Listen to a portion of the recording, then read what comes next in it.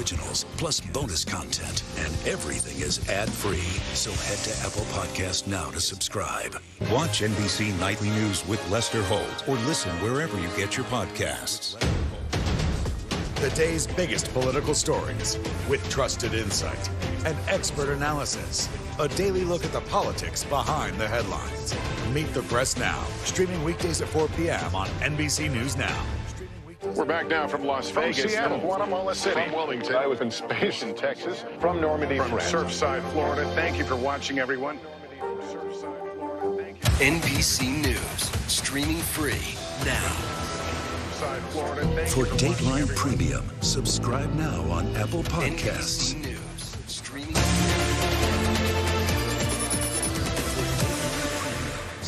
The Biden administration is going to announce a deal with Mexico that's supposed to tackle two big problems, guns and fentanyl. NBC News has learned that this deal means that Mexico will crack down on drug labs and smuggling fentanyl into the United States. And in return, the U.S. will restrict the flow of guns into Mexico. NBC's Alice Barr has more. Across the country, the deadly drug fentanyl is ravaging communities and stealing young lives through a surge in overdoses. Among them, Dina Loudon's son, Matthew. I don't get to hear his laughter anymore. Now, as she tries to warn other kids away. This stuff is horrible, and it's in everything. NBC News has learned the U.S. is preparing to announce a major deal with Mexico to stem the flow of fentanyl coming across the southern border by partnering to track raw materials, find and shut down labs, and go after drug dealers. That, according to two sources familiar with the plans. It's welcome news to school officials on the front lines of the fentanyl fight. This is a deadly game that kids are playing. This school board member in Springfield, Virginia, co-hosting a town hall tomorrow night. You can watch even from one high school to the next geographically as this fentanyl moves through. And it is terrifying. And I think anything that we can do that cuts it off at the source. In exchange for Mexico's cooperation on fentanyl, sources telling NBC News the U.S. will crack down on American guns crossing into Mexico. That after the gun used in the killing of two kidnapped Americans in Mexico earlier this month has been linked to a Texas man who, according to court documents, admitted that he knew the firearm would be sent to a Mexican cartel. Alice, thank you. And finally, in the heat of World War II, their hard work kept American tanks rolling and bombers flying. And 80 years later, they are still being honored. Here's Andrea Mitchell. 80 years later. From the factory floors to recruiting posters and songs. Few women in American history are as iconic as Rosie the Riveter. How old were you when you started working in the factory? Well, I just graduated out of high school.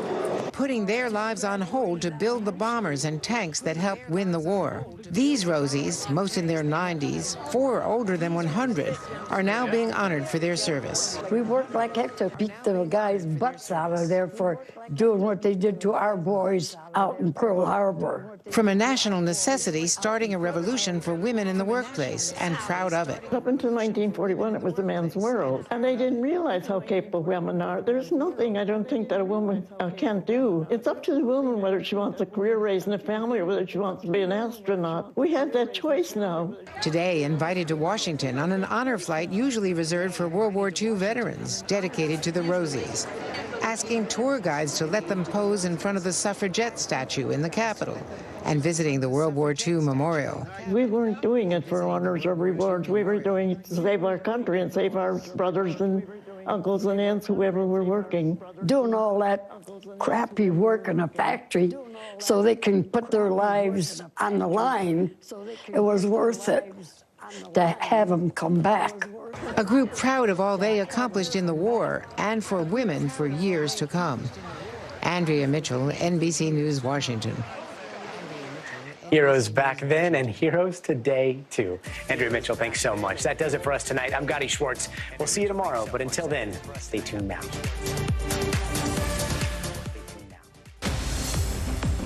Tonight, a special edition of Top Story live from Mississippi. We're on the ground as families try to make sense from this horrible tornado disaster. And we're also following late-breaking news out of Nashville tonight. At least 6 people killed inside of an elementary school after a female shooter who identifies as transgender, armed with an assault-style rifle, opened fire. Police say she planned out the attack with detailed maps and surveillance. The youngest victims, just 9 years old. Panic scenes outside of the small Christian school as parents waited for their children.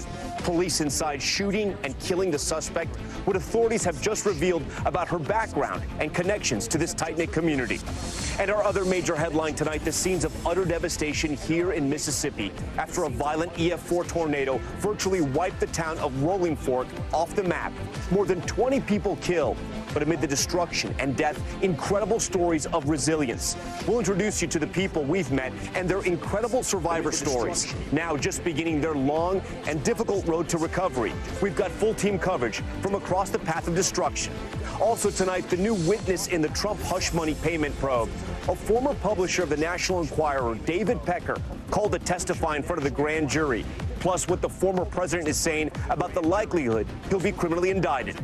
Overseas, Israel in chaos. Massive crowds surrounding the parliament building in Jerusalem, demanding the prime minister walk back his plan to weaken the country's Supreme Court, the major concession Netanyahu has just made in the face of this massive unrest. Plus, growing concern tonight for an American couple kidnapped in Haiti.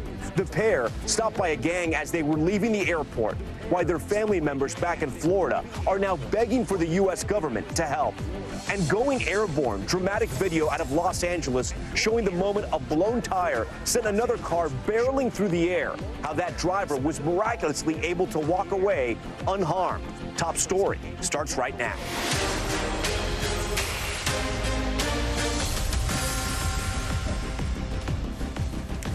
And good evening. We are live tonight with a special edition of Top Story from Rolling Fork, Mississippi, a community devastated by the deadliest tornado in the state in more than a half-century. We have a full team of reporters on the ground to cover the massive and difficult cleanup effort now underway. And you can see all the damage here. It surrounds me and it surrounds this entire town. In the distance there, that is a big rig. It has been lifted off the ground probably more than 15 feet by this tornado just